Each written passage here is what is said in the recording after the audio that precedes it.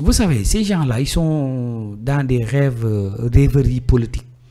Moi, je pense pas qu'ils pensent quand même à Macky Sall. En tout cas, je ne le pense pas. Ils peuvent en parler, en spéculer, oui, c'est de la politique. Mais aller jusqu'à mettre ça en œuvre, matérialiser l'acte là, non, je ne pense pas. Guy aussi, c'est qui lui? France dégage, frappe dégage, Auchan dégage, Auchan est à Ziguinchor. Maintenant, il ne s'appelle plus France dégage, il s'appelle que frappe, tout simplement. Le franc dégage, on l'a enlevé. Depuis quand? Pourquoi? On l'a vu en France. Tu dégages France, mais tu vas là-bas pour faire tes tournées. Autant de contradictions maintenant. C'est difficile, hein? Ce pays-là, on sait. C'est sans queue ni tête. C'est sans queue ni tête. Quand on a ils n'iront pas jusqu'au bout concernant Macky Sall. Non, Macky, non. Macky, c'est une personnalité publique. Macky, il a des postes dans ce monde-ci.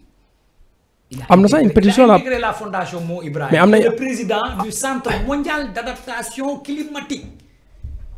Il a un poste international. Ces gens-là, on ne les attrape pas comme ça. Pour des, je sais pas, pour des trucs aussi légers. Qu'est-ce qui a inculpé Macky Sall? dafa salfaañe démocratie Sénégal salfaañe lépp. Comment? Après c'est à eux de justifier. ñoom de xëy na danañ ko justifier ba fii lu justifier lu fi xew li fi xew bu Ousmane Sonko waxutoon génn leen jàkkaarloog leen entraîné ngeen ba ceele nañ jàkkaarloo deuxième vague bi mooy gën a dévastatrice et cetera est-ce que kon yëpp dina am. Moi, je pense que... Quand on devait cesser de responsable par rapport à tout ce qui s'est passé. Il y a 2021-2024. Responsabilité, là, peut-être c'est partagé. Peut-être, oui, ça peut être partagé. On peut parler de Macky, on peut parler de lui, on peut parler aussi d'autres gens. Ou peut-être entre lui et Macky. Parce que qui m'a opposé... Même si après, ils se sont retrouvés... Des oppositions civiques, moi, wax lu bari. Ñee ci seen mission régalienne parce qu'ils détiennent le monopole de la violence légitime ñoom tam ñuy dox ci loolu. Tey luñ la wax que ne politique pénale justice état moo koy définir. Et on parle de la séparation des pouvoirs. Pape Djibril Sam mooy naan Ousmane Sonko nañ ko fàttali ni il n'est pas le président de comment on appelle ça encore cour de la suprême de la magistrature comment on appelle ça encore. Voilà moom jiite ko quoi. te parfois waxinam dafay ndur ak li ni mel mais aussi est-ce que bu aussi Macky Sall jàpp nga ni dans ce pays là de 2021 à 2024 ce qui s'est passé ci li nga xamante ne mu nduroon tuuti ak jaay doole par rapport ak ki nga xamante ne moo di Ousmane Sonko si on se réfère par exemple suñu xoolee tuuti li xoon avec Karim Wade après finalement sénégalais yi ñoo ko woo d'accord finalement ñu mujj koo contre Khalifa Sall suñu jàpp ne jaay doole la Ousmane Sonko ñu bëggoon koo xëy na faagal comme il le dit bon après il y a 80 personnes qui ont ñàkk seen bakkan ñu jàpp ni forcément ki nga xamante ne moo jiite woon réew mi ñoom ñu jàpp ni war na ñëw uyu ci pour vraiment leeral li ni mel mais également par rapport ak la falsification des chiffres de l'économie du Sénégal qui est finalement à terre loolu lépp je pense que war na tax moo tax soo ma waxee ni jàppoon ni ils ont jusqu'au bout dina ma jaaxal parce que lépp lu ñu annoncé ñu ngi koy def en termes de mais vous savez xam nga être dans le pays peut-être poursuivre des gens peut-être que ça peut être simple mais aller cueillir un président ou un ancien président c'est pas la même chose hein. C'est pas la même chose. C'est pas du tout la même chose.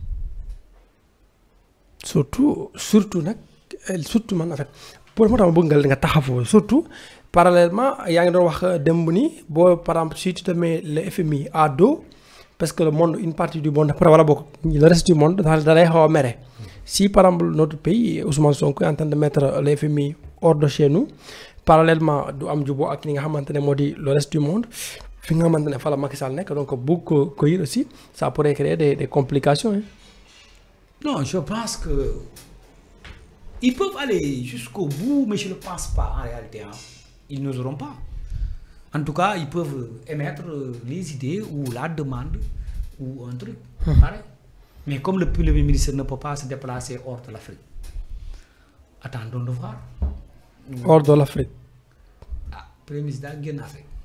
waaw xëy na daa amagul soxla yéen feneen rek peut-être. soxla. waaw dëkk bu tàggatee mbi bi.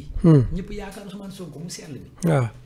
ki gën fii gën ñëpp ci lépp wàllum politique gii. ah kooku bu génn réew mi foofu fuñ ci. waaw ah daa war a génn am na soxla kañ bitim réew nag génn dafa war a génn de wax dëgg fa yàlla. te pourtant j'entends souvent les gens dire dafa war a génn mais est-ce que génn bi aussi tamit c'est nécessaire parce que le président est là et il est sorti une fois sans presque rien nous amener. C'est pas pareil lui en tant que affaire comparaison pour comparaison. Amadou Ba est sorti pour aller vers club de Paris.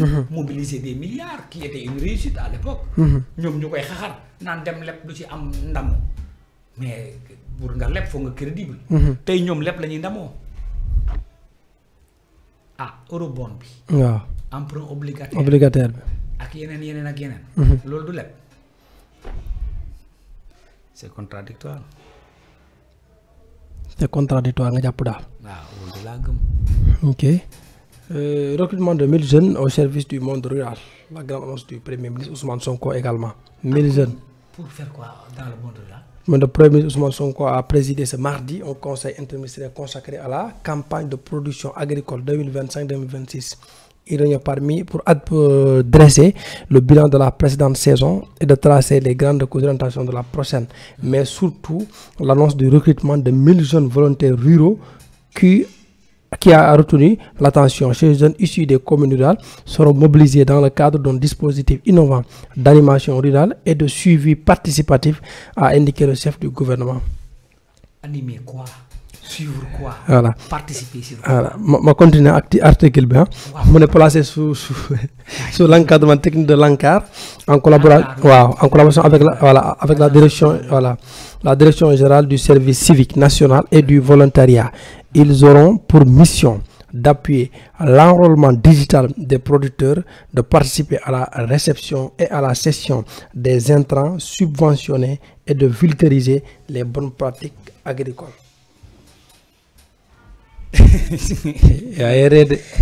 C'est possible xam nga nag Ousmane moom. li muy xalaat dafa ñoo dépassé te xam moom il est en avance sur son temps.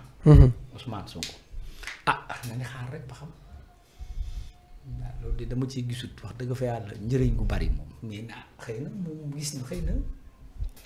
C'est pour une réponse en quelque sorte à Pape Djibril par rapport ak les licenciements abusifs parlement tu recrutes 1000. non problème bi non attendez yow on te demande pas xam nga fii. grenier emploi bi gën a fort. bi gën a fort. état moo koy def état recrute plus. Pape Djibril gën a ko yow santuñ la nga recruter parce que xam nañ ne mënoo ko. mais yow emploi yi fi ne fexe koo garder moo la tëgg. waaw tu es incapable de garder des emplois. moo tax sa réponse pour man a été disproportionnée. Pourquoi? Parce que quand il dit que oui, le recrutement des policiers adjoints volontaires avait des soubassements politiques, quand même ça c'est pour moi mot bobu qui ou quoi juste qui adéquat par rapport à la situation. Quand même on parle d'hommes de tenue dans un pays où l'insécurité règne. Moi je pense que en tant que premier ministre quand même il pouvait utiliser il y avait un pléthore de mots qui beneen canevas quoi beneen façon waxin. oui beneen façon waxin ak yooyu daal. contrat la jeex na. état nekkul disposition pour renouveler ko. parce que contrainte budgétaire la ñu am. parce que loolu dañ ko dugaloon ci jamono boo xamante ni ligne ñi prévoir ko woon mais dañ leen bàyyi fii ak ñuy organiser defaraat ay affaires en ce sens que aussi l'état c'est une continuité 5 milliards yi ko jël di ko séddale peut-être soo ko centraliser woon ci ñoom peut-être mu nekk budget peut-être les lois rectificatives yi ngay def ay yenn affaires yi ngay modifier soppi changer boo ci kii woon leen lancer emprunt obligataire pour garder leen wala pour garder leen ba pare recruter waat beneen cohorte peut-être que mënoon na nekk. loolu ko jàpp yow. mais nag l'état moom mooy xool lii priorité ci moom mu def ko mais tontu bi moom mënoon na en tout cas gën ko habiller quoi waaw. ok je pense pas lii voyons voir yàggul li. depuis avril jot na sax nag mais dañuy ruuji de béykat yi. waaw léegi mu taw. défricher les champs day taw léegi kay jarul yàggal nañ toog xaar tuuti. on va recruter.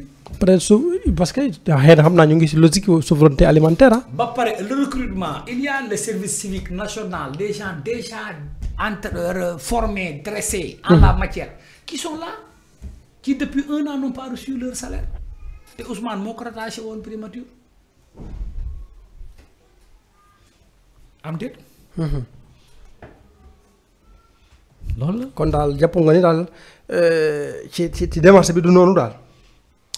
amoon na beneen doxalin boo xamante ne. service civique national les volontaires sont là service civique national volontaire ñi ngi fi est-ce que matuñ 1000 mbaa ñu jege ko doo jël ñooñu ñu ngi fi. est-ce que di génnewul 1000 yooyu noonu dugal yeneen 1000 parce que ñoom su ko en quelque sorte si loolu lañ nekk lépp loo xamante ne ay contrat la yoo xamante ne mooy problème bi yow koy yokkoo. parce que dañuy jàpp ni moom li ñu fekk lu si gën a bari c'était déjà politique ak ay contrat yoo xamante ne teggiwul ci yoon ay ñoo xamante ne nekkuñu Sénégal dañuy toog seen kër ñu leen di fay tout ça loolu lépp dañ ko bëgg faxas raxas bu mu set. affaire bi doxewul loolu ça ne marche pas comme ça c'est la continuité la gestion de la chose publique c'est pas un domaine privé ni nga fi fekk da ngay accompagner continuer boo bëggee lu ne nga figé ci taxaw c'est un point. am déet. où va-t-on alors. fu ñu jëmee. toog rek xool Ousmane. sell bi sama copain Diop xëy na moom comme il est en avance sur nous nañ ko topp rek ba xam. il va réussir tu penses à freiner wala boog à faire taire les chroniqueurs les soi-disant chroniqueurs comme ils le disent ñoo xamante ne xëy na di attaque c'est des critiques ñu ngi xëy suba ba ngoon di critiquer le gouvernement wala boog surtout sur sa personne est-ce que le premier ministre wala boog le gouvernement actuel dina réussir à leur faire taire vrai pour ñu bàyyi ko mu liggéey. je pense pas les gens vont parler mën nañ tey nit ñi wax ñoom ñu wax ba ñëw falu parce que daa wax ba falu. non parce que xam nga bu njëkk bi xam nga loo tax ma ne est-ce qu'ils vont réussir xam nga bu njëkk bi c'était peut-être le ministère de la justice force de défense et de sécurité dik ak yooyu noonu xëy na ñoo ko doon gérer waaye léegi nag à partir du moment où affaire bi dépassé na le ministère de la justice garde des sceaux jóge na foofu noonu weesu na romb na ko ba egg na primature tuuti moo def egg présidence donc je pense que mbir mi voilà donc ma jàpp ni kon mbir moomu noonu il risque de réussir ah pourquoi nga jàpp ni duñu réussir aussi. Bon, déjà, des gens comme moi, ils continuent à parler. Après, bul fàttali li nga wax ne Abdou Nguer loolu la doon wax dinaa wax waaye. Non, on va parler. Oui, non, attends, oui, on va parler. Après, on va nous mettre en prison pour 6 mois, 1 an, 2 ans. Après, on va sortir. Après, on va reparler encore. Et vous allez retourner? Encore retourner. D'autres vont sortir et parler parce que la nature a horreur du vide. C'est pas une bonne démarche. Ça semble à de l'oppression. Alors que Ousmane Sonko suscitait l'espoir, l'avenir, la rupture. Président ñëw gën ñu taaj suñu ànd jubal jubbanti mbir mi de moom day moom jub rek compétence toog muy dox jeex na nga yëkkati 5 milliards jox ay nit ñu ne déet affaire bi daa niroo naag la woon de mbaa est-ce que du moom. bu dee raw ko itam fii kenn du wax dootuñ déggati fi nit mais façon bii Macky Sall dafee ko wax te réew ko réew mi. waaw kenn du wax. ku waxati dañ lay dal sa kaw te duñ tolérer zéro ces soi-disant chroniqueurs là ñu non mais attends loolu amutoon ci jamono Macky Sall amutoon ci jamono Abdoulaye moom mu ne loolu lay def voyons voir xam nga nag moom lu mu def mu réussir. moom lu mu def rek neex na askan wi. waaw voyons voir ndax ça va passer. En tout cas les urgences et les priorités sont ailleurs. Le Sénégal ne se résume pas à la personne d'Ousmane Sonko. C'est quoi les urgences actuelles du pays? Les urgences c'est le loyer qui est exorbitant, c'est les denrées de première nécessité, c'est l'électricité, c'est l'emploi. Aujourd'hui, on nous parle de plus de 30 000 licenciés, donc on parle de près de 100 000 licenciés. Mais dundu gi nag ñu ngi wàññi de ceeb bi pomme de terre bi soble bi. non mais wàññeeku d'accord admettons ko wàññeeku na mais amul ñu ko jëndee. alors ñoom ñu ngi jéem di wàññi bokk kon qu'est-ce que. amuñ luñ ko jëndee même bu fekkee wàññi sax gëwuma ko mais bu dee am na. wala wàññi boog jógewut ci ñoom même bu dee wàññi am na tamit mais ñun amuñ luñ ko jëndee. marché bi kay boo fa demee. léegi lan la ñu war a def. ah kuy liggéey. parce que Diomaye moom genre yooyu la soxla moom dak ba ñun ku koy critiquer nee na mais boo critiquer na parce que si critique yoo noonu xel dañ ko jox benn dañ ko xelal loo xamante ne su ko defee rek mun na jëlee réew mi si point bi yóbbu ko si point bari na rek léegi yow mii di critiquer si seen doxalin 100 000 personnes. kenn ku nekk bu doon fayee ko 100 000 francs. ñaata la 1 milliard. 1 milliard. 1 milliard bu ñu ko fayoon ñi ko war a fay ci Korité bi. 1 milliard sur le marché. ah loolu. économie dina yëngatu de waay. du yëngu. mu ne bu dee tuuti. même bu buusiwul sax dina jaayu. imaginez bu fekkente ni 100 000 personnes ku nekk dafa am 300 000. imaginez 100 000 personnes bu fekkee ku nekk dafa am 500 000.